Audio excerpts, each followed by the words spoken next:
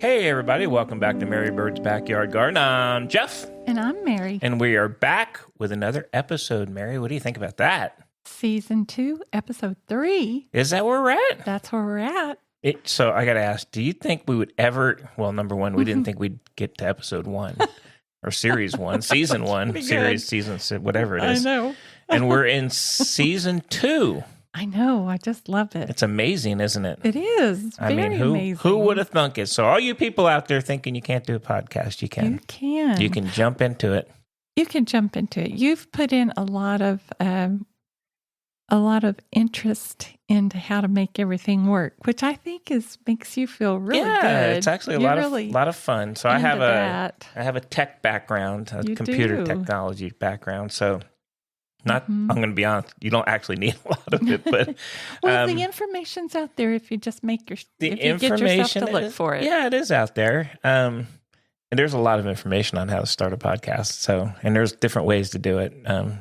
And we did it. So I'm pretty excited about that. I'm excited about it too. Yeah. So let's kick this thing off, Mary, with what's new in the garden. We've had a busy week. Yes. It's been nice. It's been lovely. It's been busy. I'm crazy about it. It's been busy. I'm really ready. Week. Mary's kept me busy this week. I have kept you busy.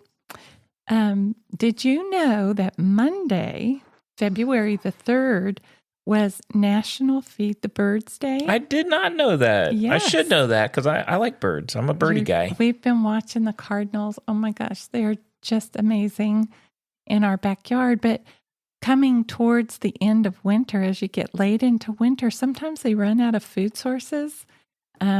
Plus, we're getting our garden ready for the upcoming growing season, and there's a lot of stuff we have to cut back right now and take down.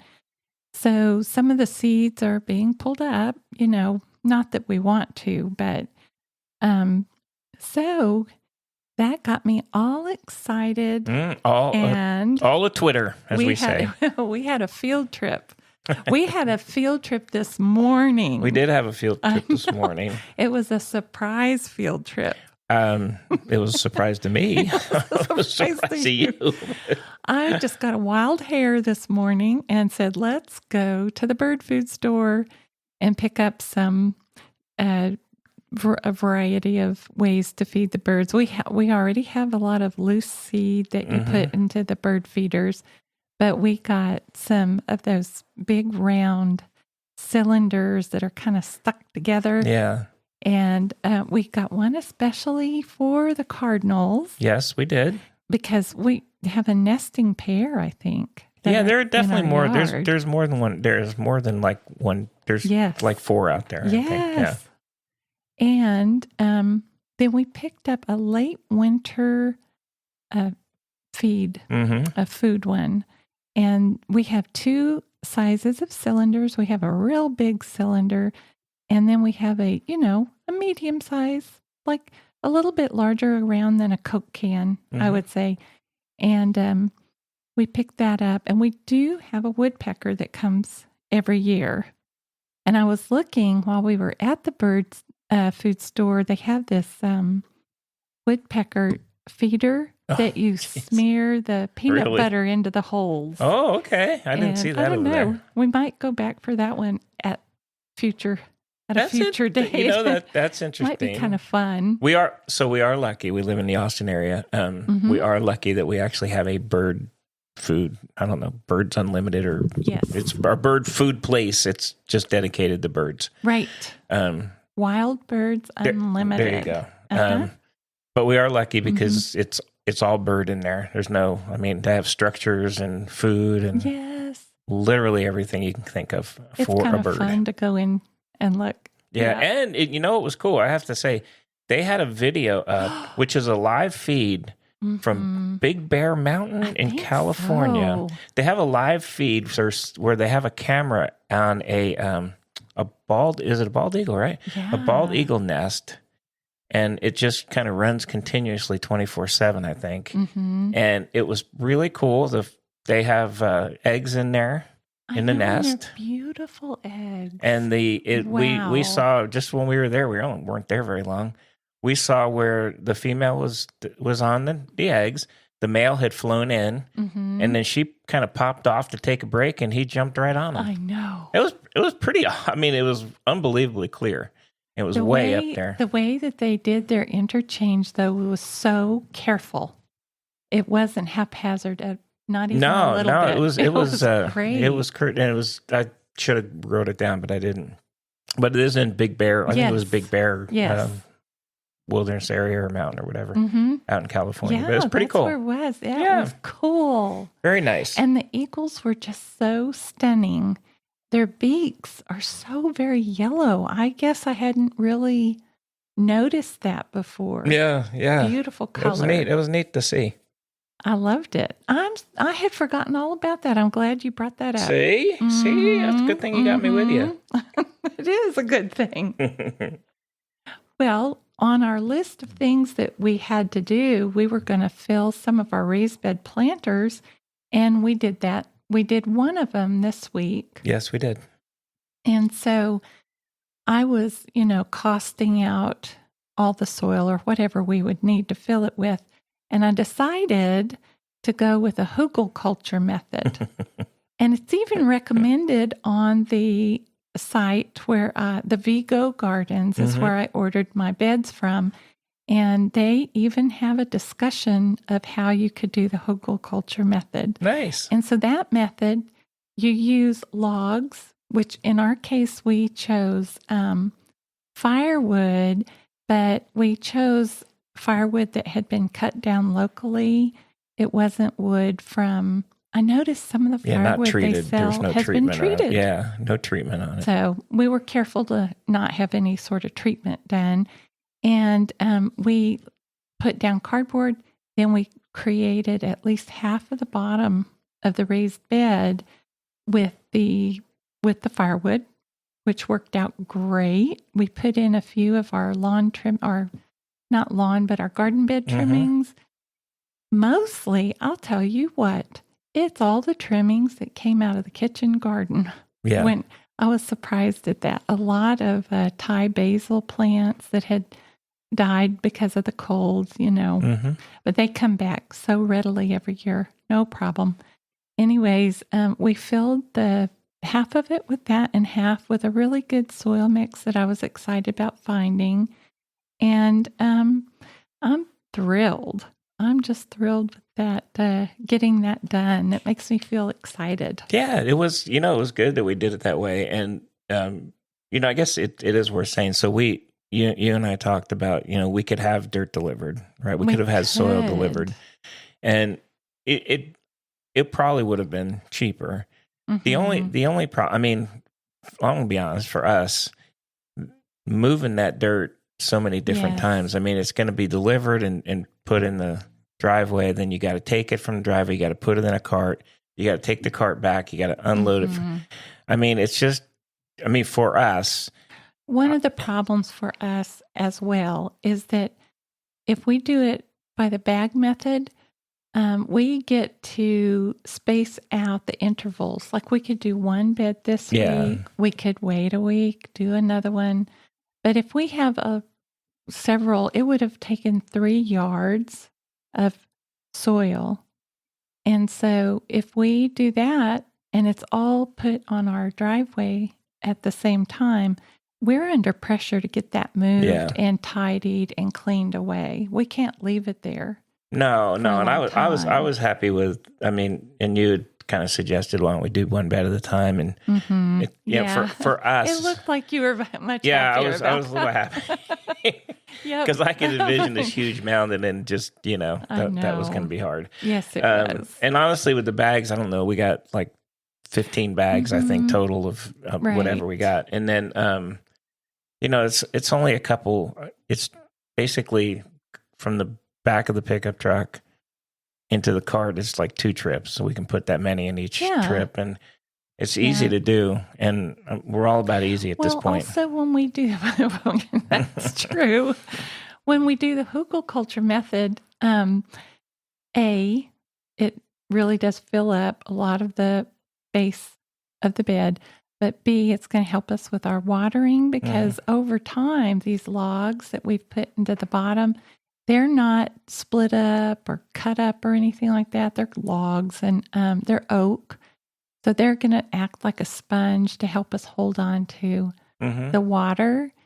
And you might need to watch your plants carefully right in the beginning and just see if they might need a little help with nitrogen. I'm not anticipating having to do that. The soil mix that we got is a really good soil mix, and there's more than 10 inches between the soil and the logs. Yeah, definitely. So I'm not going to worry about it. Good. Anyways, I was pretty happy to get that done. I was very happy when you said, why don't we do it? Okay. All right. It'll take a little longer, but I think we'll get there. But it's okay though. Yes. And we're not killing ourselves we worked pretty hard yesterday in the garden, but if it was a huge mound of dirt in the front, we would have had to just keep going. That would have been. It's kind of rough at this point. Yeah. So good on you. Good on you, matey. Good. The other thing is, you were saying we worked pretty hard in the garden, and we did. We did a lot of work in the garden. What was there anything that you were particularly glad we cut back all the plants? I think it was just we did about half the garden yesterday, and we cut back everything. We did. We have so many grasses. We have a lot of the grasses. The muley grasses all have to be cut back once a year. And you do that actually so that the middle of your grass clump doesn't die out, and then it will start to spread outwards. So every year you cut it back to that base clump so that you could prevent it from dying in the middle. And then we cut back a heap of cherry sage. Did that? We did the rose. A lot of the rose. We cut back the roses and the catmint. Then we took out finally that thing with the giant burrs on it, whatever the heck that thing is. The dogs kept getting in their ears and stuff. I think it must have come from a bird because we didn't plant it. It was. But those burrs are big. Yes. And our dogs are hairy, so. Even though we didn't let him in the garden while we were working, somehow Gilder had 3 of them in his ears, which we didn't even realize till later in the day. So and you can't pull them out; you just have to cut them out with scissors. They're unbelievable. Yes. Yeah. No, we did good. I think we did a good job. We got a good start, and I'm pretty excited. It looks good. It actually looks good. It'll be nice, and I think before the spring comes, it'll be nice and cleaned up. I think it will. Ready for your next painting of it. I am ready to go. You got another canvas to play with. Another canvas. Yeah. Yep, we're coming up with some ideas of things we like to do. And one of the really exciting things, while we were cutting everything back, you could see these little tiny fluffy leaves beginning to come out. And that is the larkspur. The larkspur is all sprouting. I can't wait for it. It's just beautiful in the garden. It's like an entire, I don't even know what to say, an entire tablecloth of purple and pink and dark blue. Yeah, it's going to look good. And it lasts for so long. So I'm very excited. And the one thing you were scared to death that we were going to find some kind of a critter in there. I was. Found no critters. There were no critters. So super excited about that. I know you were worried about it. I was. And I don't know, maybe the dogs run back there and bark at birds that are nesting. They could. It could be birds or, I mean, I think we've seen a couple things running. But, there's a road runner that goes through there. He'll go through there. And we do not have lizards right now. So we don't have lizards. The skunk, I think, hopefully is gone. Yes. We had the big skunk episode. Skunk to be gone. And there was nothing back there. And that was in the area that we kind of thought maybe was because it really needed to be cut back. But we got it all cut back now. If anything shows up, we'll see it. I'll put a game camera back there on the tree and see if anything shows up. The one experiment that we're going to do this year is the Ceniza, or also purple sage. And we had a discussion about it, and Jeff said he would like for it to stay natural. So yeah, we're going on natural on that one. Cut that one back. There you go. We're going to see. Executive decision on the on that. I really have no idea what I just decided, but I thought it looked okay the way it was. Well, you know what? Let's see what happens to it over the year. I have noticed that our fig, surprisingly, is already budding out. It's already starting to go to town. It's a very prolific grower. It is such a prolific grower. I like them. But you have to be super careful when you cut it back. You can't let any of that juice touch your skin. Oh, okay. I like it because it provides good cover. I mean, it's really it gets really thick and it grows fast. So, oh my goodness! I mean, we don't eat anything off of it, but it is a good grower. I do try to harvest, but I think that the birds get it before I do. That's okay. We'll let the birds have it. We're gonna give that one to the birds. To the birds. I'm not a fig eater anyway, so good on them. There you go. Well, the only other thing that I really have that is new this week is our worm bins are doing so well. And I've been just thrilled with the way that they have taken to the cold weather.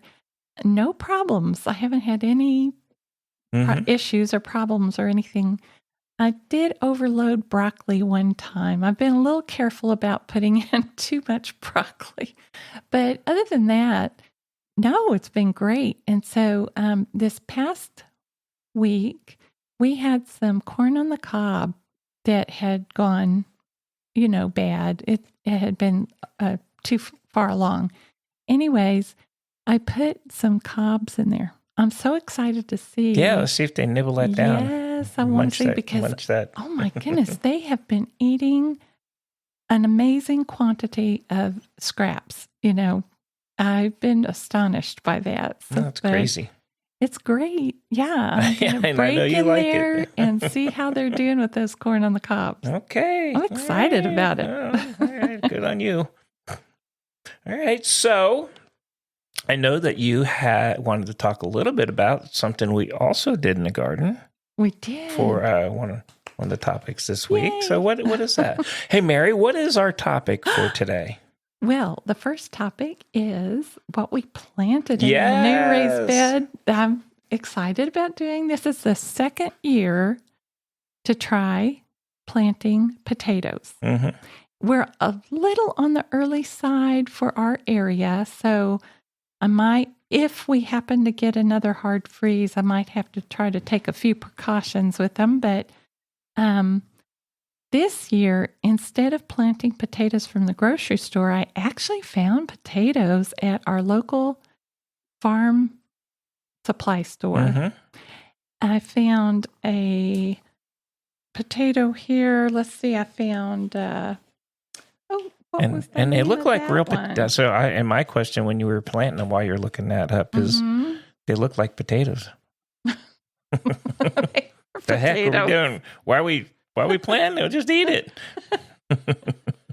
Well, these potatoes were already sprouting from their eye. I know.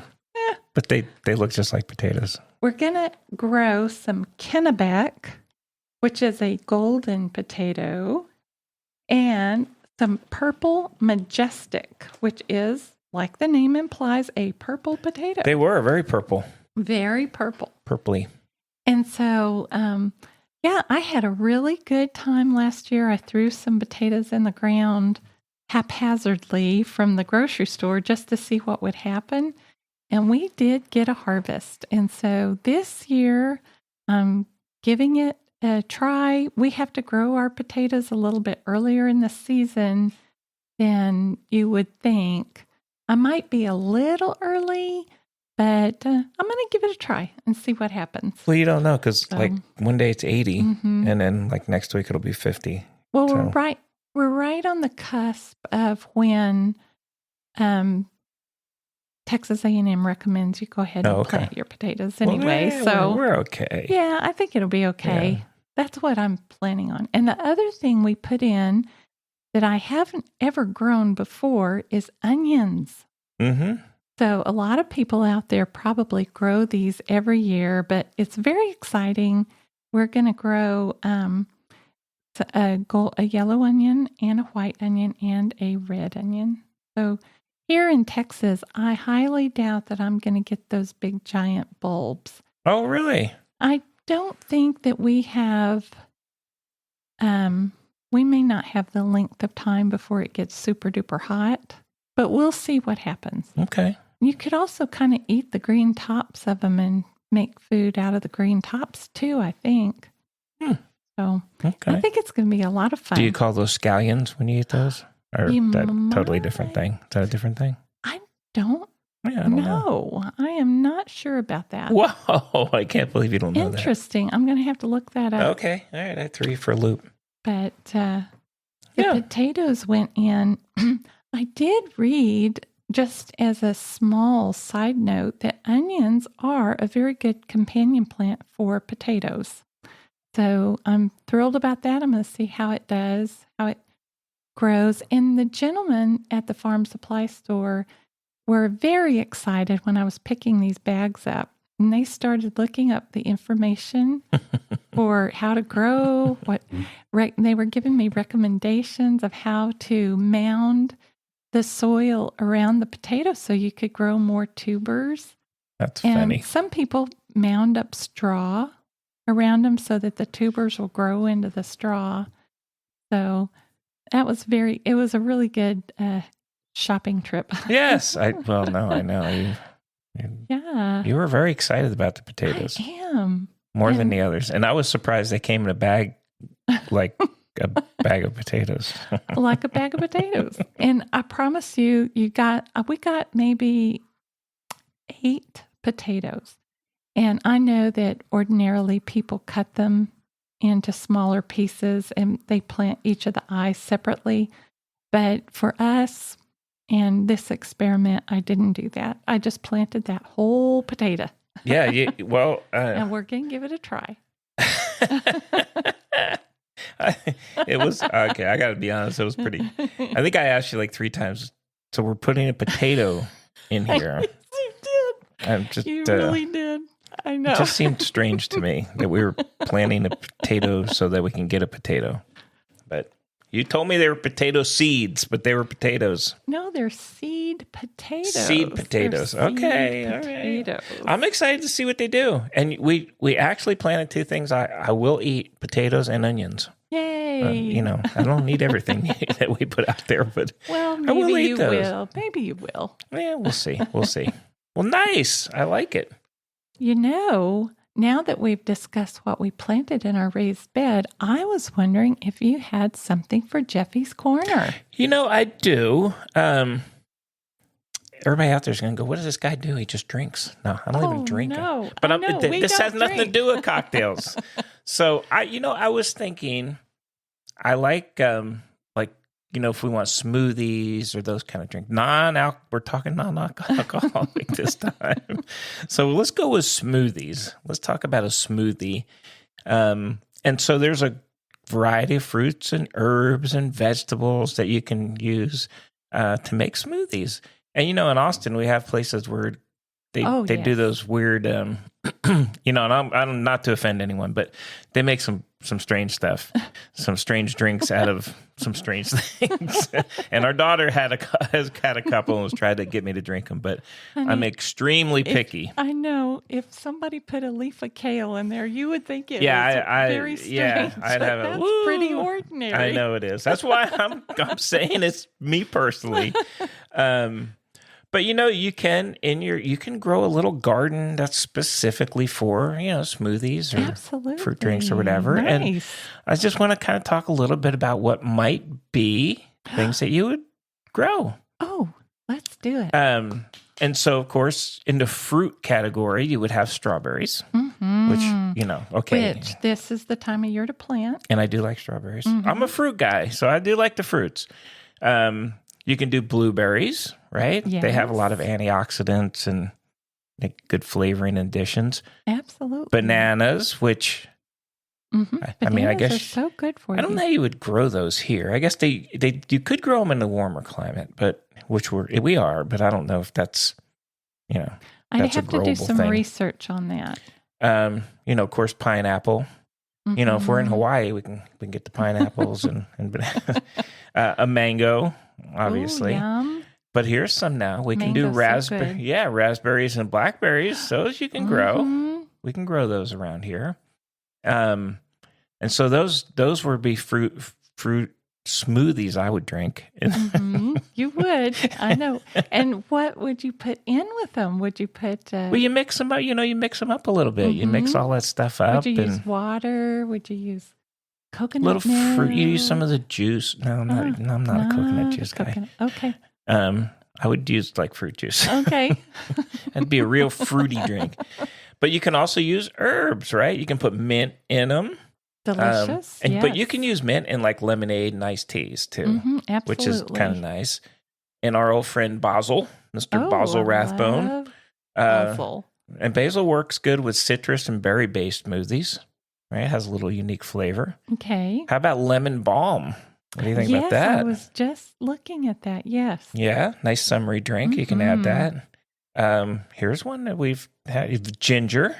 I love ginger. Right? Oh my goodness. Gets a little zing in there. It's good in juice. And then stevia. What do you think about stevia? Can you grow some stevia, Mary? It's a little natural sweetener. I know people do grow it. I don't know how to grow it, but I don't know. Stevia. I wonder what kind of plant it makes. Okay. It's a stevia plant, I'm assuming. I don't know. And then, so far I'm drinking these things. All right. And we're going to get to the old leafy greens. Yay. And then we're going to start with spinach. Yeah, that right. Is so you want to make a nice green smoothie with a lot of vitamins. Just throw some spinach. Absolutely. As you mentioned, kale, right? Kale. Nice green that pairs well with the nutrient dense drinks, as we call them. You can use lettuce. That's the funniest thing in the world, putting these things in them. A little Swiss chard, which I think, don't we have some Swiss chard out there? Absolutely do. And it has overwintered right through the ice storm. Man, look at that. You can blend that in there. So on the leafy green thing, I'm going to be 0-4 on the leafy green. I'm not drinking you love those. Swiss chard. I'm not drinking them. Well, you can make those nice green drinks. You can't even taste it that Maybe much. you would have to add those with a lot of that fruit. With pineapple. And then I wouldn't see it. Yeah. But if it was green, I'm probably not drinking it. Aww. What can I say? I mean, you can use, here's one I would do. I would probably do a cucumber one. Oh, you can do a nice cucumber smoothie. Right? Nice summer, refreshing. That sounds good for summer. How about some carrots? Absolutely. Carrot juice. I'm okay with carrots, but I don't know if I want to drink it. Here's one that you like, beets. You're a beet person. I am. They're so good for you. Beets are, they're sweet, earthy, and they'll add some color. You know what is hilarious is one time I decided to make a chocolate cake. Do you remember? Oh my gosh, yeah. And I wanted to be so healthy, and I used beets, like a lot of beets. And my poor little grandson, he took one bite and ran to spit it out as fast as he could. Yeah, it was. It didn't come out very good. It was. It was a little rough. That was a thing I have to learn to do over. That was a good one. So you can also, there are edible flowers out there like lavender and chamomile and all those things, which a lot of those go in like teas and things like that. Or you can infuse them for garnishes and stuff. So that's just a little bit of a hint of what you can do to make some nice smoothies, whether you want to make the green healthy ones or the fruity delicious ones. Just a few tips. Make sure, you're going to choose the right climate, obviously, right? Some plants like the pineapple, bananas require a much warmer climate to thrive. And you'd probably have to be in a really kind of specialized region for those. Probably frost free. Yeah. And then, you can do succession planting, Mary. Did you know this? Ensure that you have ingredients year round, so you stagger your planting times for crops like the berries and the greens. Okay. And then many of the plants, like the herbs and the smaller fruits, you can put those in pots and in containers and things. And there's a lot of places where that is very beneficial for you to do that. Yes. So look at your situation and make that decision. Yeah. Yeah. If your soil is...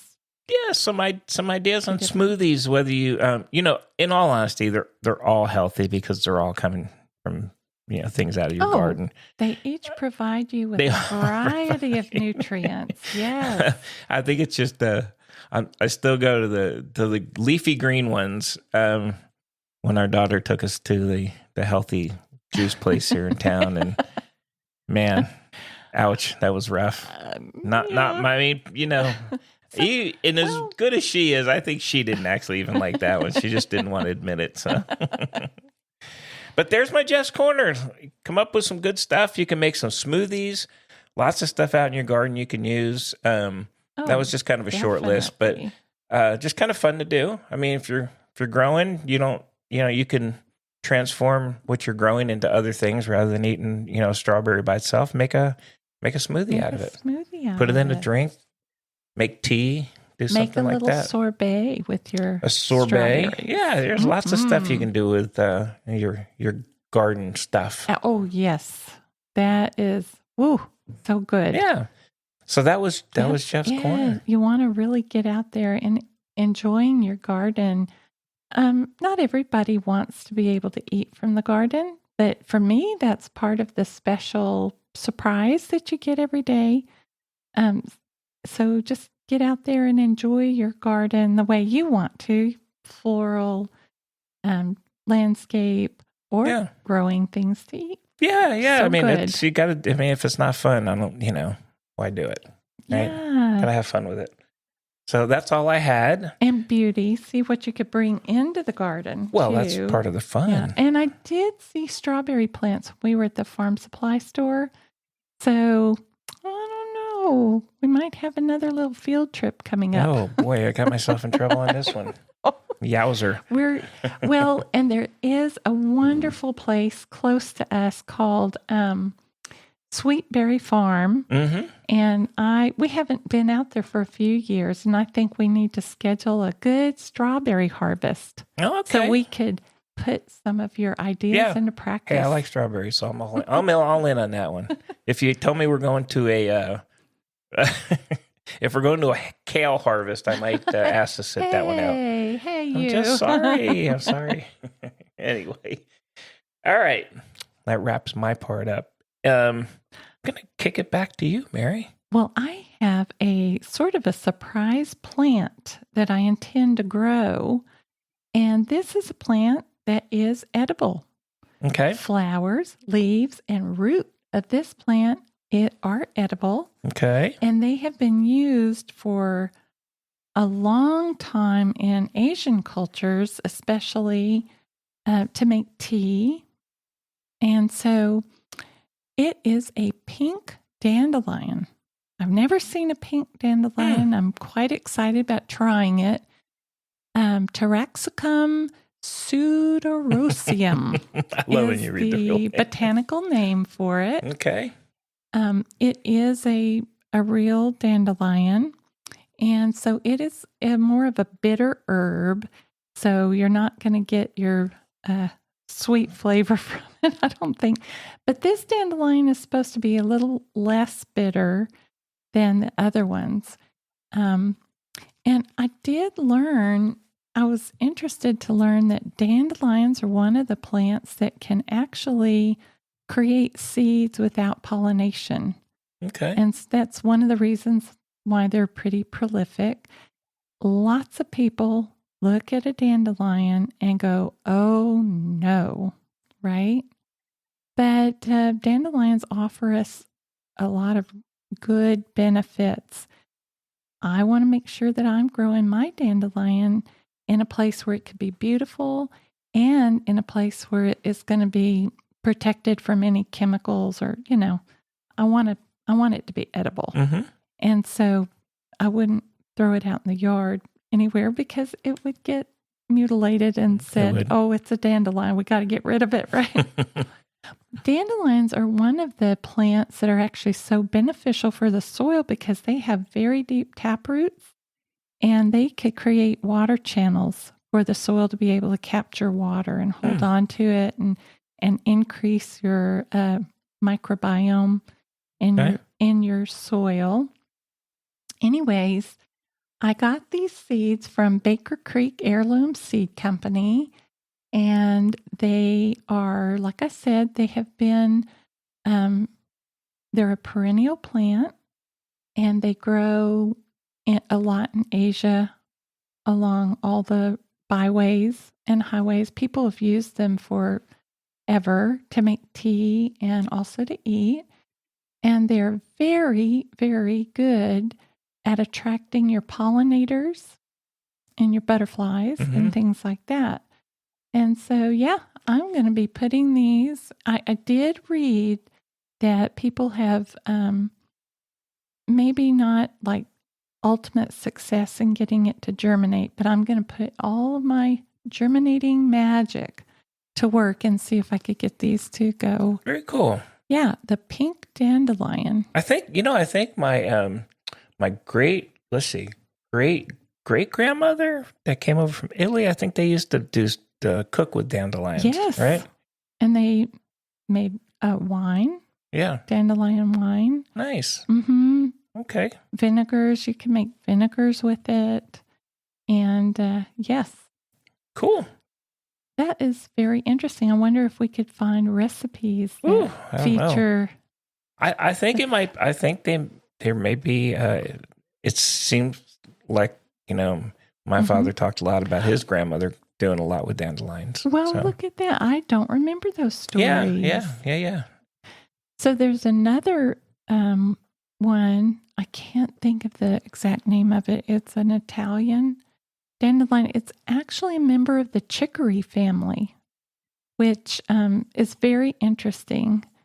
And I'd be interested to find out if it's this dandelion or the other one that he was talking about. Yeah, it'd be interesting to see. I mean, it's a recipe I think she brought from Italy, so I'm sure it's. I mean, it was her.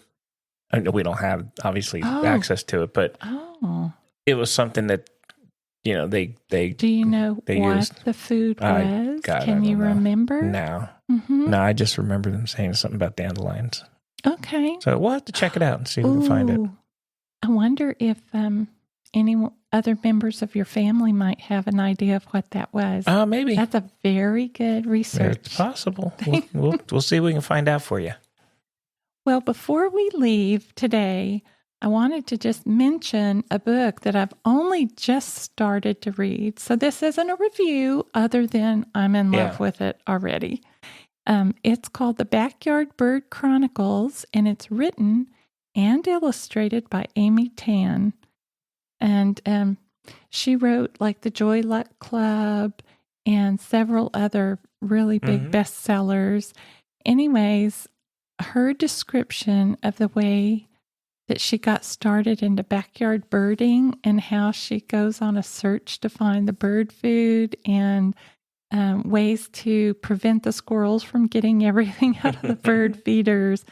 It's so good. Her writing style is very captivating, and I think I'm going to really enjoy this book. And I just wanted to share that with our listeners. Nice. Very nice. The Backyard Bird Chronicles. I do think it was voted as Barnes & Noble Book of the Year. I think so. Yeah. They had it on display a lot. So good. I'm happy you're enjoying it. Oh, yes, absolutely. Good. And I believe that I have discussed all my discussions. All right. Well, I'm sure you'll keep us busy going into to next week as well. But as always, we appreciate you guys joining us here every week. And if you like the podcast, I would appreciate you guys giving us a 5-star rating or give us some comments. We're always ready for those. But we do like bringing the podcast to you guys. We're having a lot of fun with it.